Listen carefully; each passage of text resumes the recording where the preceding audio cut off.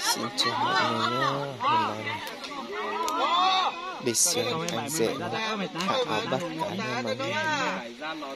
Mọi người đang đứng ở rất là nhiều luôn để xem những bắt cá. Cá trắng cọ với cá rô phi. Mọi người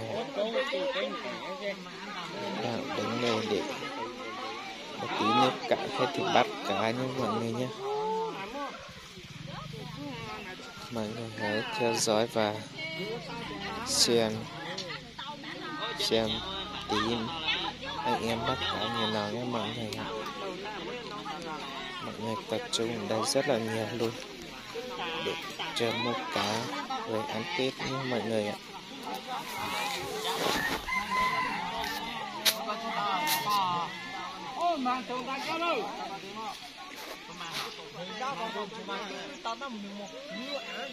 Đây ao không to mái bình thường, có cá chấm cọ với cá rô phi nhé mọi người ạ.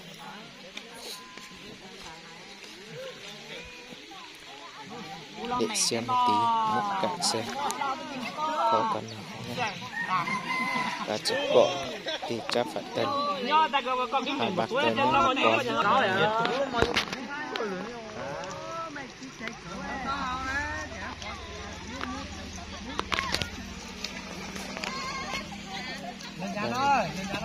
Lấy cái lưới này để bắt nhé, xem có được con nào trước không. Nước cạn mới bắt sao nghe mọi người nhé.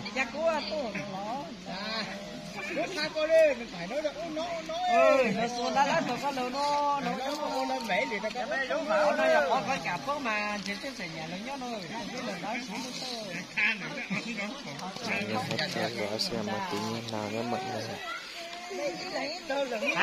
Tôi nói nhà tao phải gạo một con thì ra khẩu rất là đông luôn, đang xem đây có cuối nữa. Dưới này là chỗ xả nước đi nhé mọi người. Xả nước chọn xuống dưới này đi.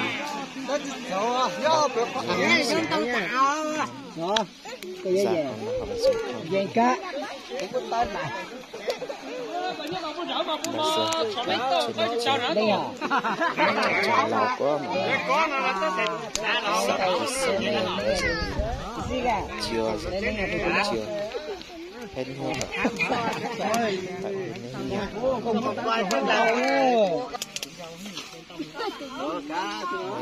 ngay cả đứng ở đây rất là vui luôn, đang cả anh em mọi người nhé. Bắt được con nào nhỏ anh em đang đứng và ăn rất là vui luôn mọi người.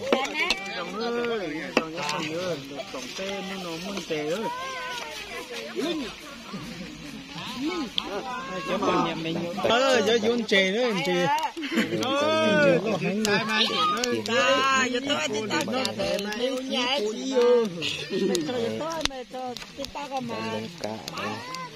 Quăng ngay. Con nhỏ này là nó chạy theo cái ống nước xả.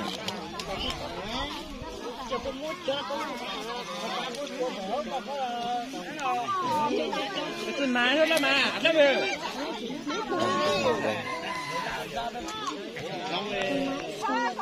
Đông nè. Ô! Trời ơi.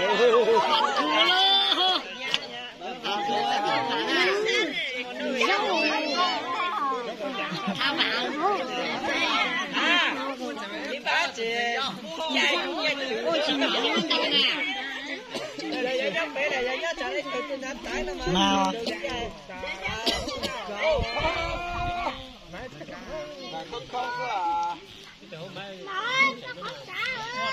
Em già là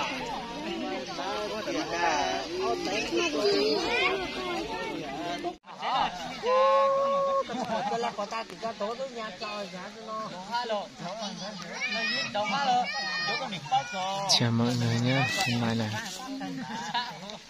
anh em ở trong bạn thả ao nên là Anh em đang đi xem bắt cá nhá. Bây giờ đến Tết rồi đấy. Đấy. Đang xả ao nha mọi người nhé. Đang xả nước mà vẫn còn nước nhiều lắm. Đây nha mọi người ơi, chuẩn bị bắt rồi nha. Bây giờ là nó cạn rồi, hết giờ rồi. Đấy, cái nhỏ mình đang đi bắt để cho nó chạy đi vào lưới, bắt luôn nha.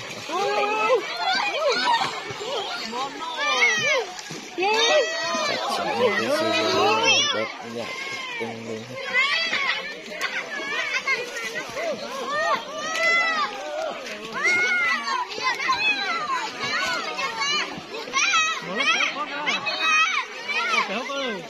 Nước vẫn còn nhiều lắm. Nó tìm thấy rồi, thấy mà nó tí rồi. Lắm mình được bắt. Cái đi.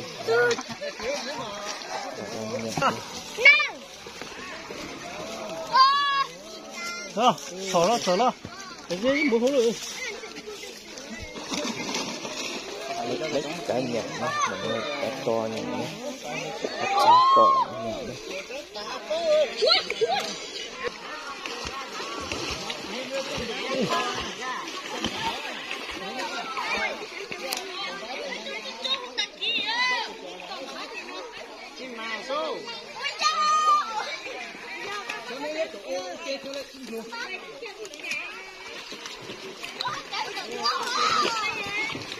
Nó lỗ nó tao. Mình lá cái đó thả mày thì mà.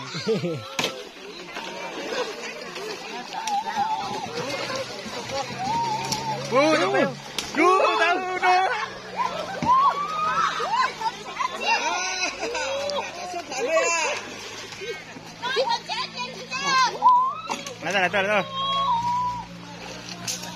Dài đó cho mình dài đó. Tao.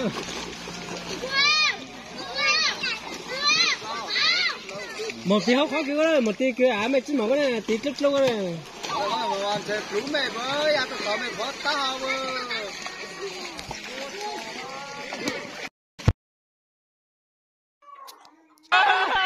Rồi, xem hãy đưa cháu tới bắt được một con cá trắng cỏ nha mọi người. Chả nó rồi dính vào cái lưới. Đâu có một túi đâu tao. Con to trắng cỏ nha. Có một chút túi. Con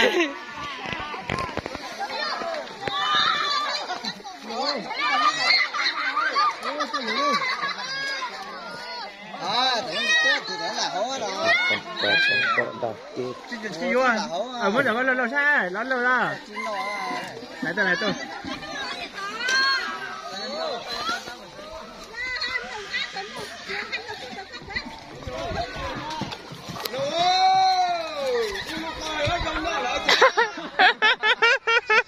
Nếu mà chỉ tiền giá con cháu anh đâu. Chỉ tiền giá con cháu không? Ủa mà ôi chứ cơ mà. Tụi non để lại nó hành tiêu.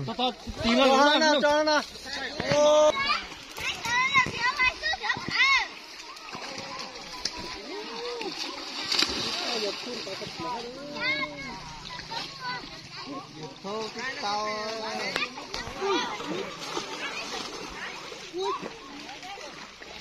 Rồi làm miếng mà. Dạ. Đó, nó rất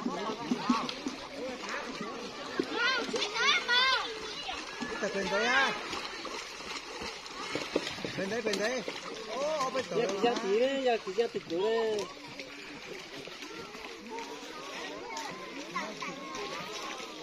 Ôi, cả trên nó nọ, tá ơi.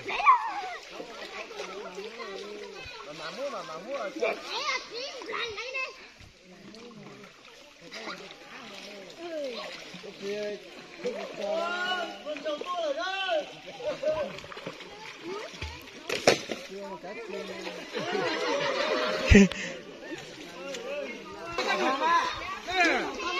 Con là cỏ nước phá. Đi được xa lối của con nào? Na rồi mau tao cỏ con. Làm mán đi là. Hôm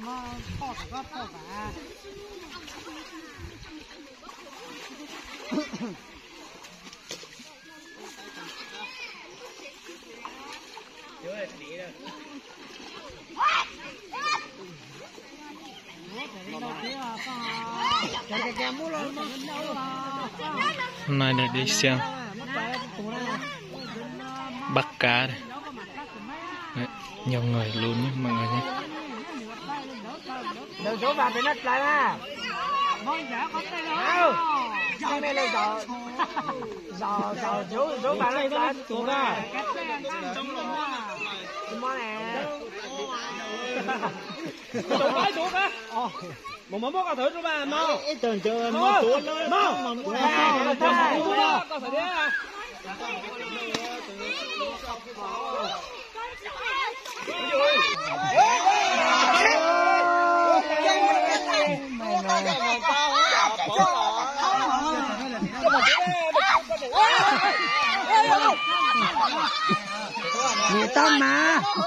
Người ta mà cho cáp đây à. Chầu cá thông luôn à. Nó khỏi ít tạ kỳ ta ta ôn nè.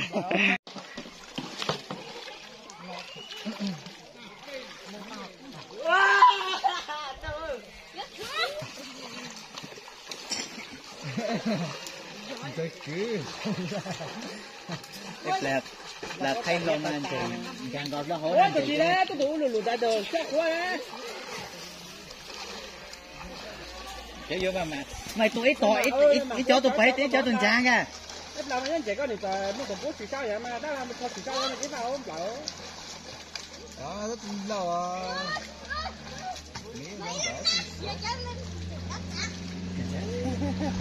coi quá nhà rồi nào chỉ là tí na đâu thì nó ha thế mà đó mày lỡ đấy ép pha nó kìa cái thằng nó có bên thằng nó nó vậy cho nó vào với anh chị vô bé luôn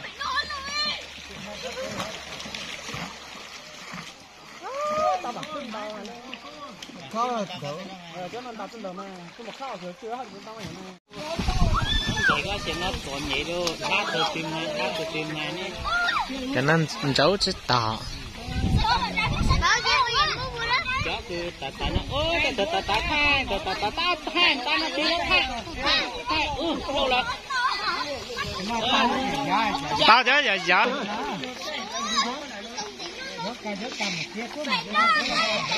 tôi sẽ giảm dần sao nó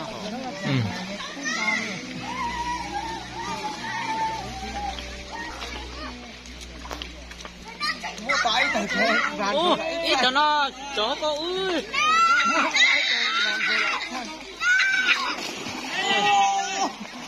chết gì là tao luôn có hồi lụt sao đâu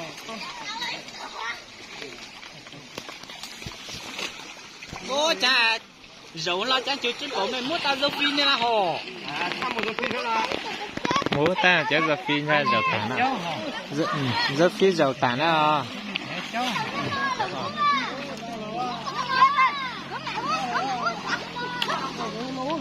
hỏi chơi qua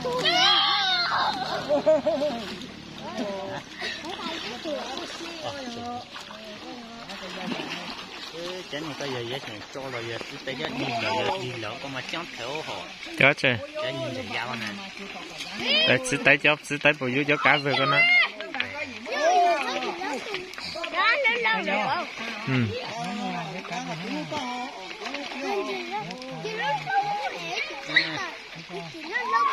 sẽ nó chỉ chút bớt tại ta hòn thay cho lâu con sẽ chút trời cố là chút trà hết rồi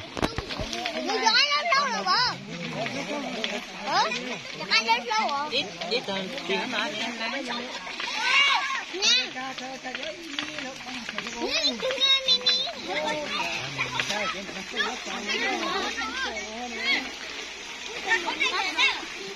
cái nhung quan sát cái khâu như khâu có cái gì là giữ để ta chỉ tay của mình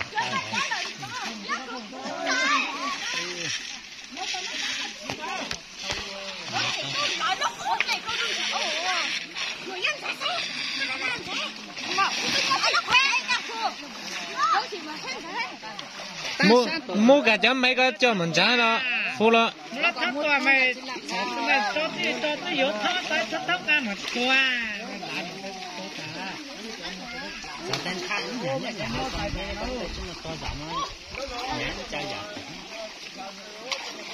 Ui, thùng đi đi đi.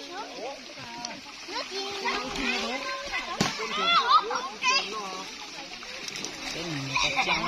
Tụi tao chủ Minh này cô. Nó thành nhiều. Để tôi cho dao thì tác hợp anh. Tôi cho dao còn số để chụp cho anh là ông đi thấy số mà. Ô giờ phi lạ ta cả.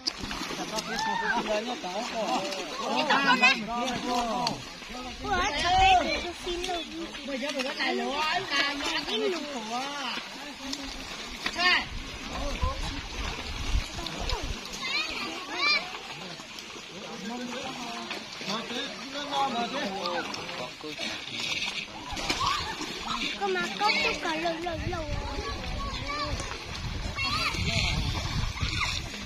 Ui, tôi chỉ có cô. Ui mà. Ít được thời gian khác nữa.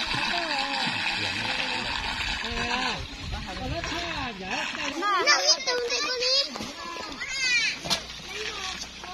Không mãi mà màu hết chưa? Ui, ít ta ha đây. Nó chiếu nữa. Màu mới tự mua. Tôi thấy tụi nó luôn chẳng được.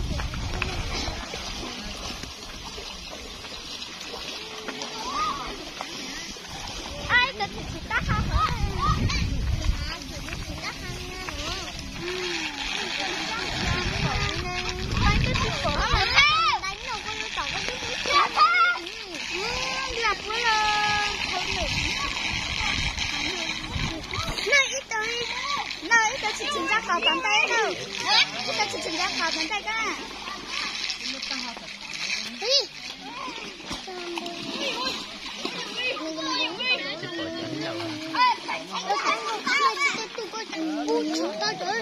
Lâu xuống mồ. Sẽ có cái sáng một quá ra. Đi xem. Phui tên này con đi. Chở lên lết thả dễ sáng sổ cho anh mê ạ. Ủa cái thằng bom. Phui lại. Chỉ thôi chú. Chỉ có nào là cái tao như thế có bầu chứ có một đau có một tao hô.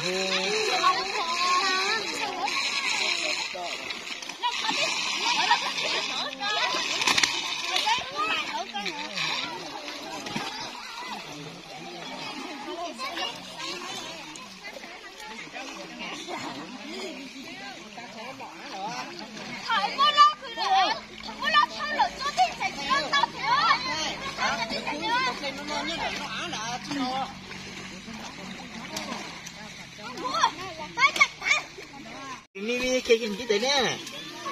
Chỉ phải cho cá chê kì có lâu đi rồi sẽ đấy hả? Chỉ có trên một tán thôi ô. Trên lâu tán thôi thì nó là vậy đó, rồi cũng có bộ trên thì sao mà. Tôi cho hả mà thế nè. Chứ không có thật cả. Ô, cái chai nó. Sử dụng cho nhỏ. Chưa có ý gì hết, chỉ giờ thì sao á? Chỉ giờ là cái này Nó rất nhỏ, chứ không có thật thì. Nếu một cái kia. Tao biết nấu to này cái. Chỉ một chén nó mua tao tới cái kia nữa. Tao nữa.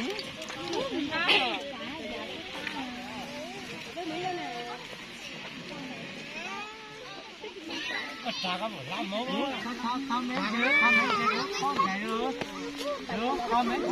xe tao phải cá mua để có tiếng nó cái cuối này có tốt không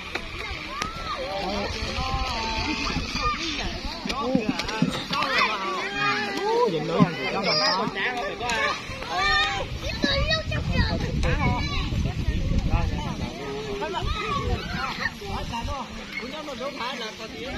Cái ngồi chưa? Chả như nó chả như có bán mà bán nhiều không nên. Ôi cái từ nó. Đấy. Nó mình.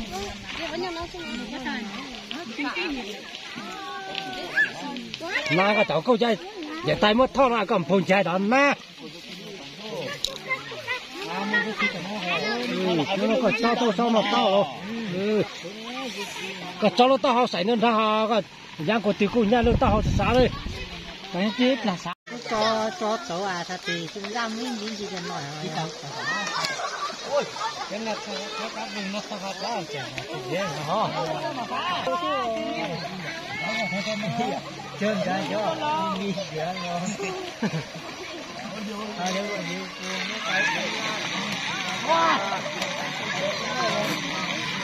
Chơi na gì á, tôi sáng là về tôi sáng không. Lại lại. Chào à. Còn mua cái đó không bị cản cái trái tôi giống à.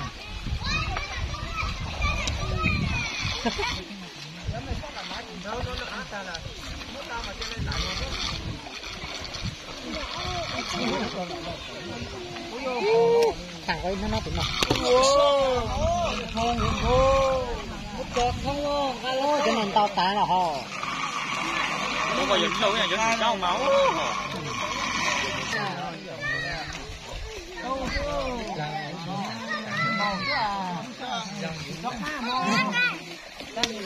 Chưa cả chiên tao nó sẽ dám làm